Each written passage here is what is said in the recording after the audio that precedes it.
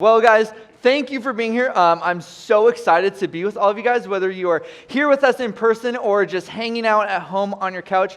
And I just wanted to take a quick moment and talk to you guys all about your car's limited extended warranty. We've been trying to contact you for a while, but we're here now. There's nowhere else to go. No.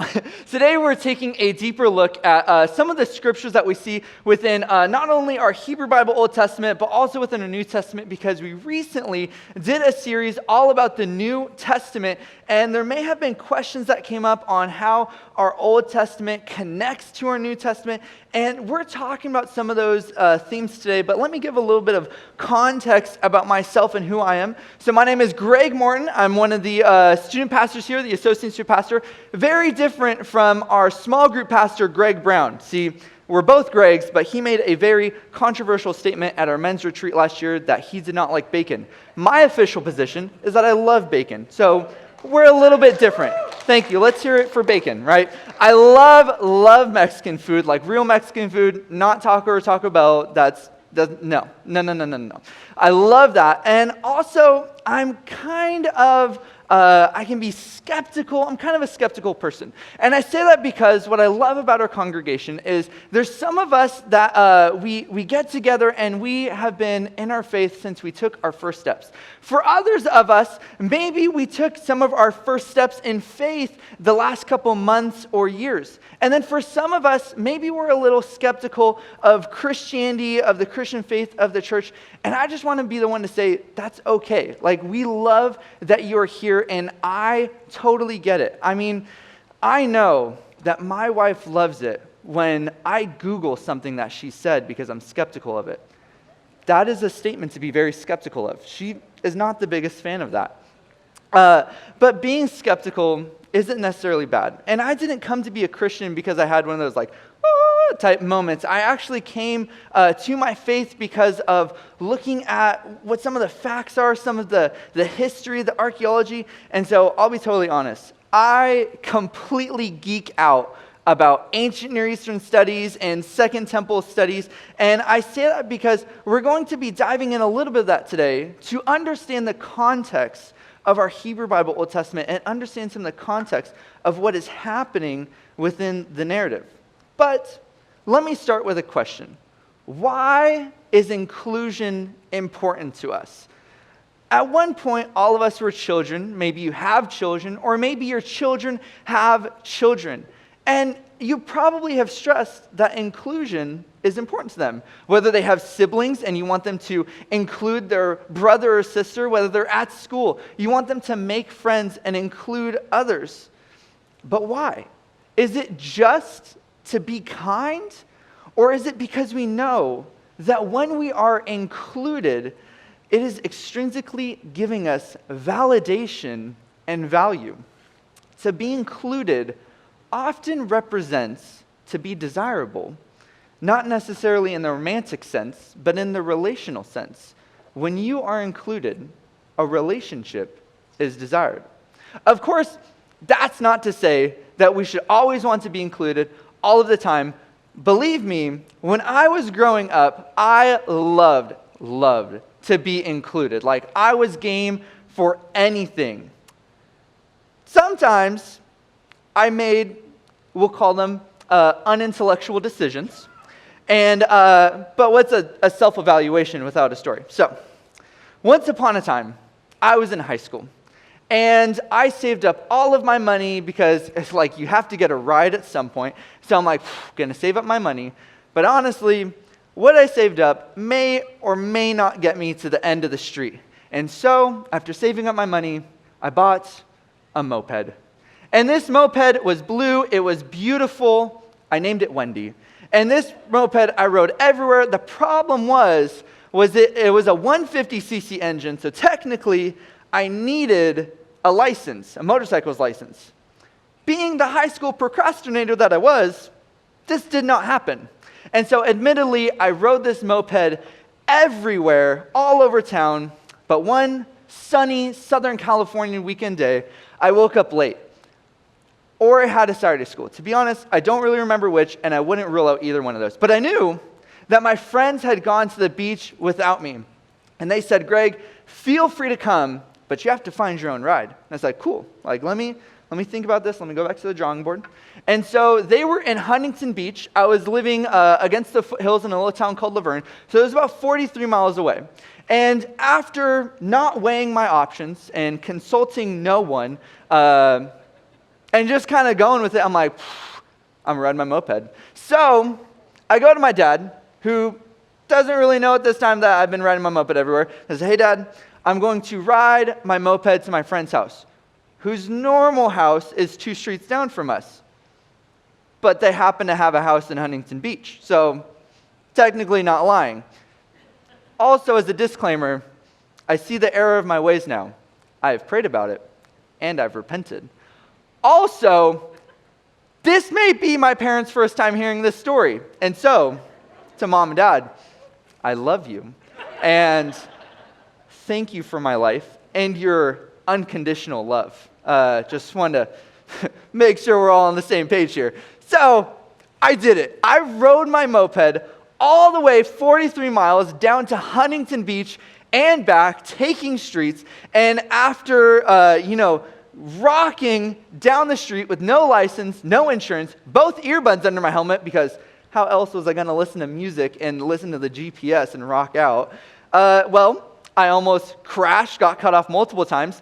People yelled at me because they were trying to do 80 miles per hour on Brea Canyon Road. Like that road, people fly on it. I'm a little moped, okay? Cut me some slack. So I didn't even know what would happen if I broke down or got pulled over. And so my wanting for inclusion led to unhealthy decisions. But thinking back on this, is the reason that we desire to be included driven by an innate and natural wanting for a relationship we don't fully see with us here and now? Maybe.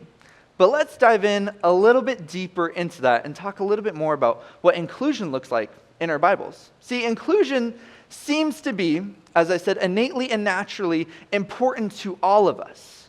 In addition to this, it seems that we are driven either to or from things by relationships. Within this book that we hold to, called the Bible, it spans multiple ages, authors, genres, themes, but there is a fluidity and a trajectory within our Bible that says you are included, but you're also called to include others. God desires a relationship from all of us, and we don't want to deprive others from that same relationship that maybe we've found. But if we're honest with ourselves, not all of us hold to that consensus.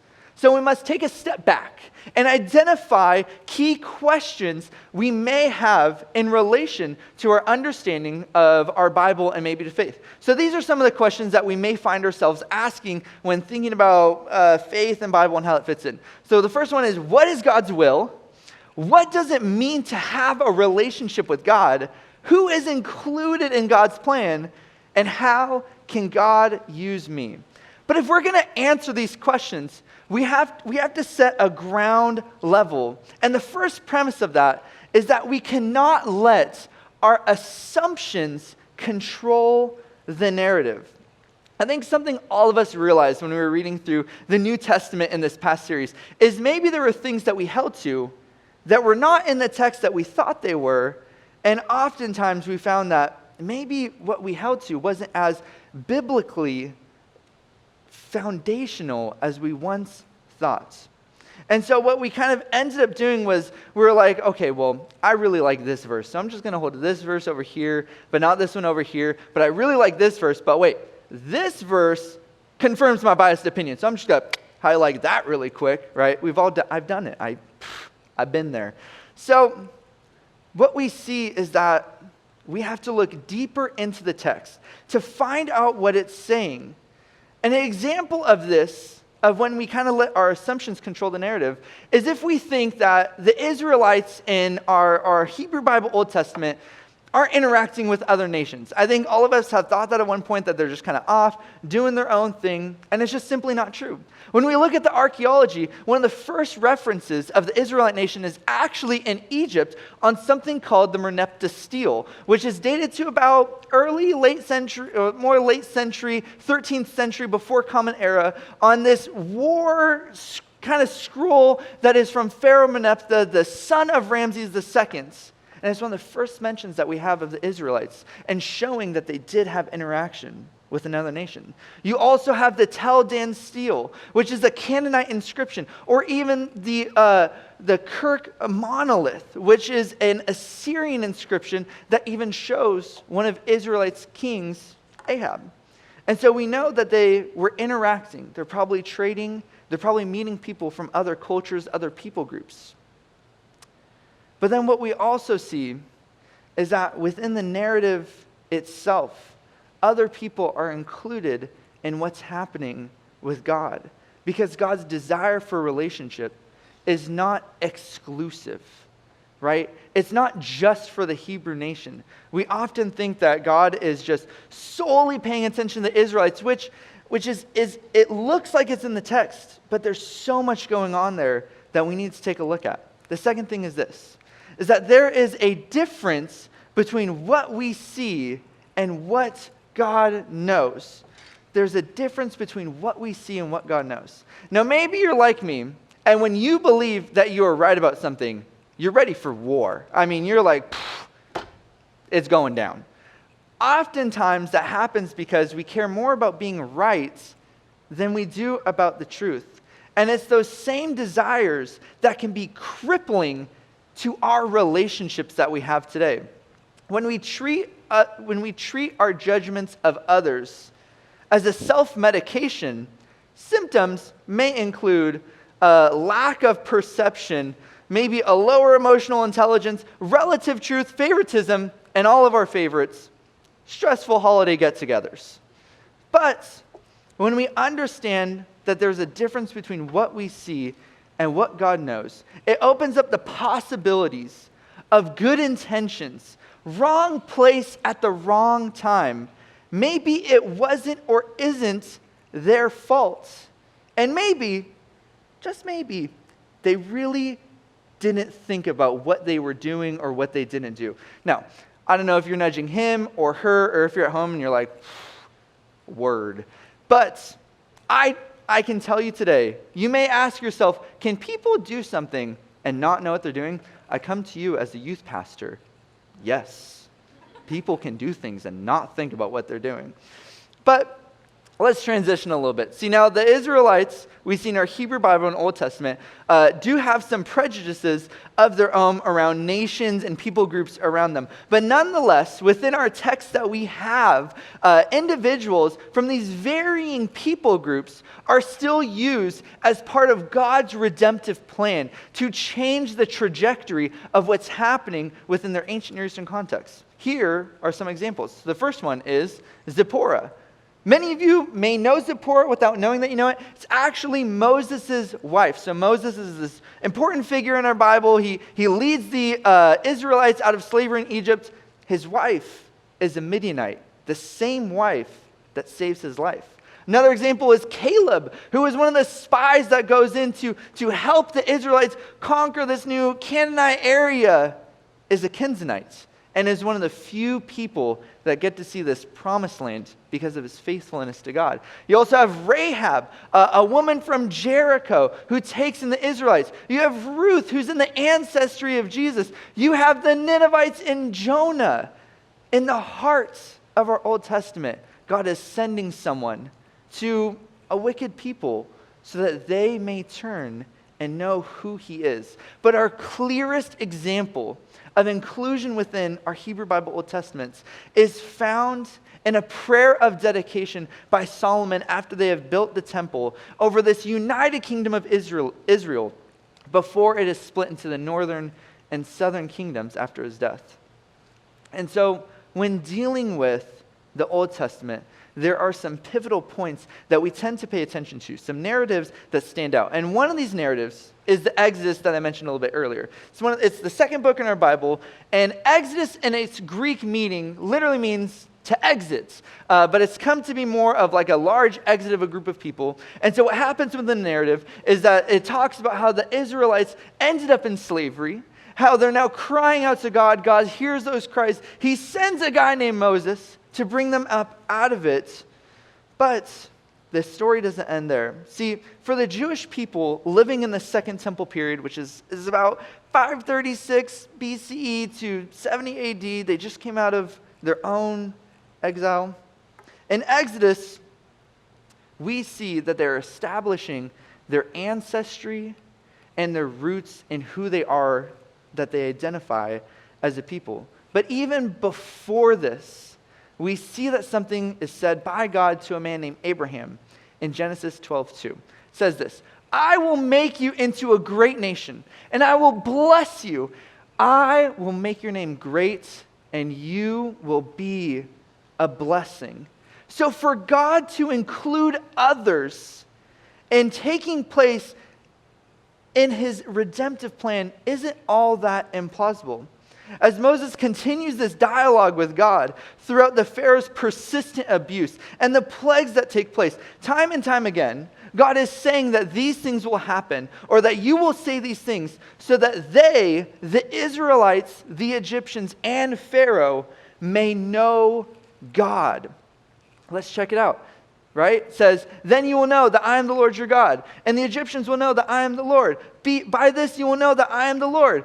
Time and time again, it's constantly calling our attention to how God is doing things within this world and within this context, so that all who are present to witness what he's doing and what's taking place is so that we may know that he is the Lord. But as this narrative continues, people play a part that aren't Israelite, but have gone with the Israelites out of the Exodus so that they may be a part. One of those people is Zipporah, one is Caleb. We mentioned them earlier. But this group who has fled from slavery then establishes themselves as a nation. And after a situation between two kings named Saul and David, they had a little bit of a tiffy, right? David takes the reins. He establishes this God-fearing monarchy, but then has his own family turmoil. And so his son Solomon then establishes a physical temple, kind of like a church for them, so that God's presence, which they have been carrying with them throughout this land, may be grounded among them. And so Solomon dedicates this temple to the Lord as the nation of Israel is united at this time, so that others may come to know and worship God. It says this in the prayer of dedication. As for the foreigner who does not belong to your people Israel, but has come from a distant land because of your name, for they will hear your great name and your mighty hand and your outstretched arm. When they come and pray toward this temple, then hear from heaven your dwelling place. Do whatever the foreigner asks of you, so that all the people of the earth may know your name and fear you, and your own people, as your own people do, and may know that this house I have built bears your name. So this is a prayer towards God from Solomon about what this temple represents. But let's put it into a little bit of a modern perspective, right? So imagine with me, there is this church. It's a great church. It's a nice church. And they put this church in the heart of a city and dedicate this church to reaching people near and far, to those who may know God or may not know God yet. And at its inception, this was the declaration that they gave for this church, that others may come and worship God with that community and not be isolated in and of themselves. Maybe 30 years goes by and that church holds the same dedication. And maybe its address is 14670 Ramona Avenue, and it could be anything, right? I don't know. But what is clear throughout this passage is the verb of knowing. And that's the Hebrew word used here. It's called yada. It's kind of like Yoda and tada, so it's like yada. So yada means to know. But it's not necessarily a knowledge about something, but an intimate acknowledge of something. Now, we all know people that either know or think they know a lot about God or about the Bible or about Christian history. But knowledge for the sake of knowledge is meaningless. And so it's like going to medical school, working hard, studying, learning how to care and love for others. But when the opportunity comes, you let it pass. Knowledge of someone is characterized by actions. And the same is true for our faith. See, our relationship with God is grounded in our knowledge of God. How we understand who He is based on our knowledge. And knowledge can be really intimate. I'm not just talking about that person that you went to kindergarten with. You're like, yeah, I kind of know them. No, I'm not talking about those random Facebook people that we all have. I'm talking about when you know somebody. You know their past. You know their power, their trustworthiness. And it is within that knowledge that a relationship is formed and forged in connectedness. My only question is, as we see God within the Hebrew Bible and Old Testament, having a desire for relationship with everybody and being inclusive, do we have the same heart? Does our church show the same heart that God shows towards others? If we want others to come and know God, our churches and our faith must display the same heart of God.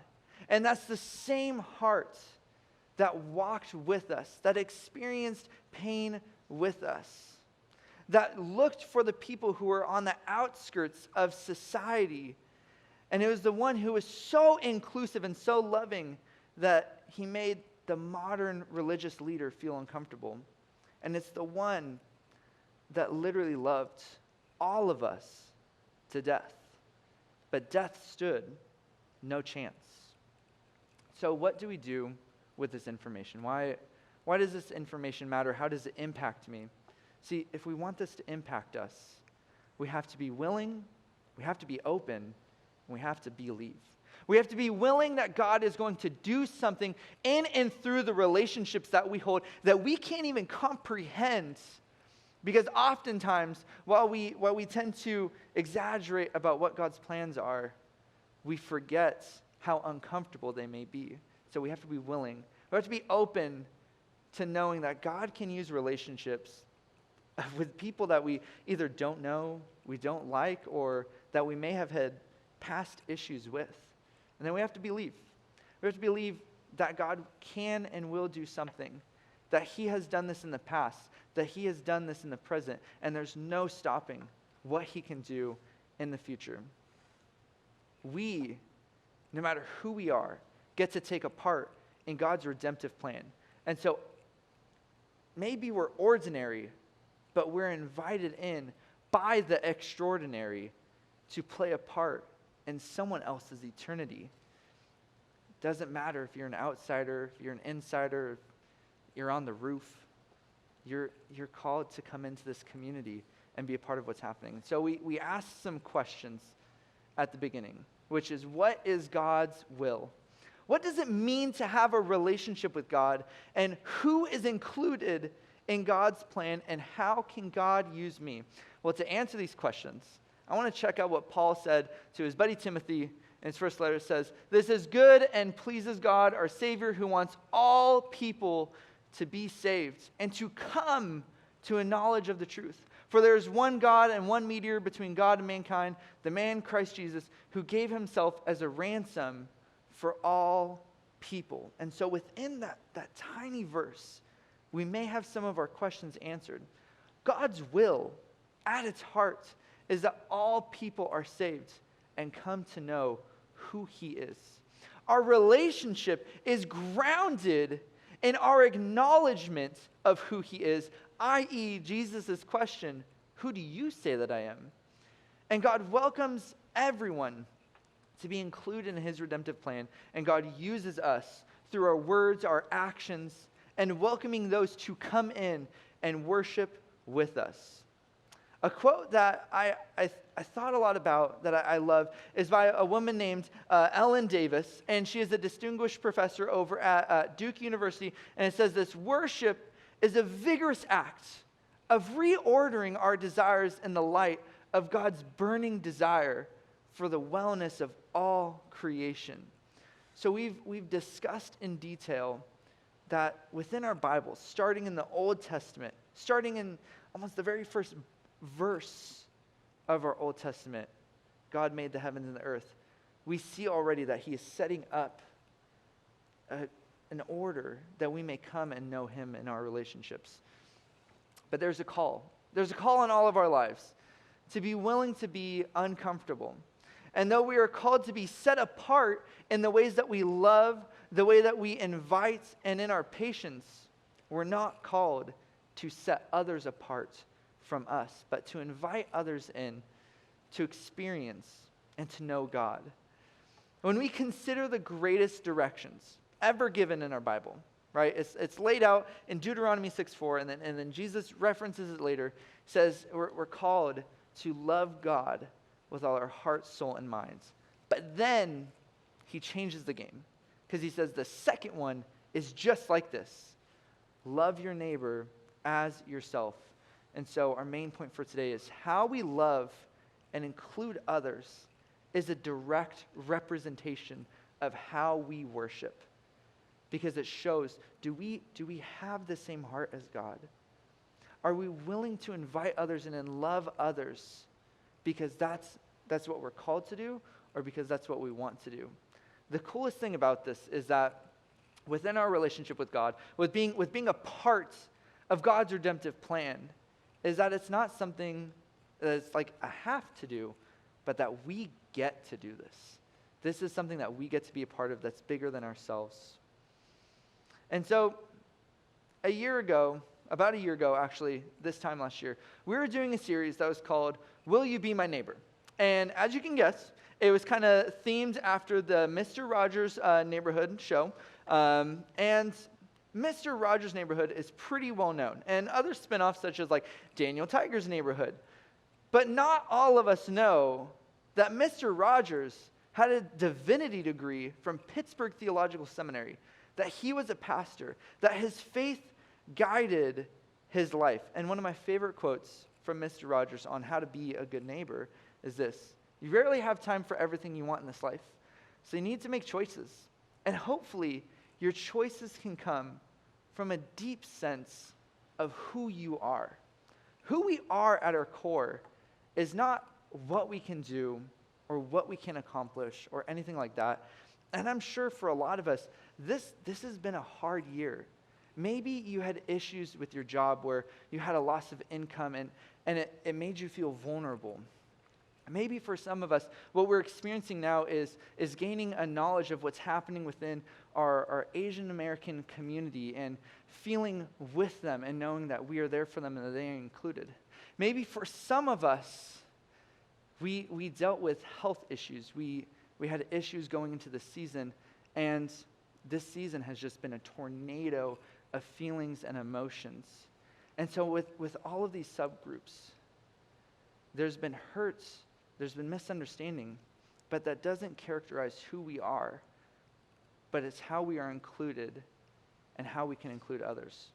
And so, in ending today, I just want to say this. For those of you who are here and you're steady in your faith, I have some questions for us. How humble are we willing to be and to become to save that relationship? How patient are we willing to be to hear that person's perspective? How uncomfortable are you ready to become in pouring out so much love that the individual can't help but ask, who is this God that they worship? And for those of us who are here, and maybe you're new, maybe you haven't had the best experience with a Christian or with the church or the community, If you're exhausted from running, take a break because you're included. If you're just worn out from fighting, working hard, take off the gloves because you're included. And if you have been outcast, misunderstood, or hurt by the church in any way, let me be the first to say, I'm sorry because you're included. Because no matter where you have been, who you are, or what you have done, welcome home. Thank you, guys.